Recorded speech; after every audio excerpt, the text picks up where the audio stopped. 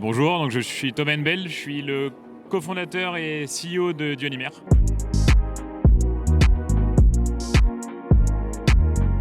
Dionymère, c'est une start-up de chimie verte et de biotechnologie.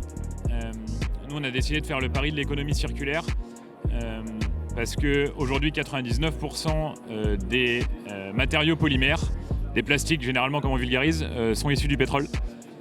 Et donc nous, on a décidé d'avoir une approche qui est complètement différente, qui est celle de la chimie des déchets, celle de la chimie circulaire. Nous, on transforme non pas du pétrole, mais des déchets organiques, tout type de déchets organiques, en matériaux polymères qu'on appelle des PHA et qui sont biodégradables. Et alors en fait, on n'a rien inventé. Nous, l'approche qu'on a, c'est celle de la nature, c'est celle de certaines bactéries qui sont capables de consommer le carbone qui est issu des déchets et de le transformer dans leur corps en matériaux polymères, un petit peu comme nous on stocke de la graisse.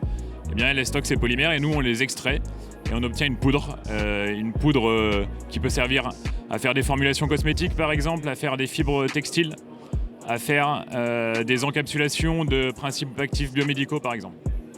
Et donc on propose deux choses au final.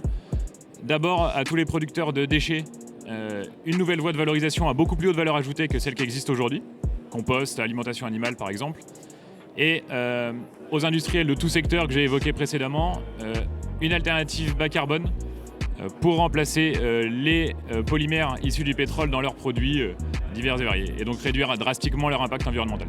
Aujourd'hui, on a fait la preuve de concept à l'échelle du laboratoire et on vise un pilote pré-industriel d'ici fin 2024 avec plusieurs tonnes de matériaux produits. Et donc on accélère tout ça avec une première levée de fonds aujourd'hui de 500 000 € qu'on est en train de finaliser, des premières ventes qui sont prévues début 2023 et un brevet à la même échéance début 2023. Donc voilà, on est en bonne voie pour rendre tout ça concret.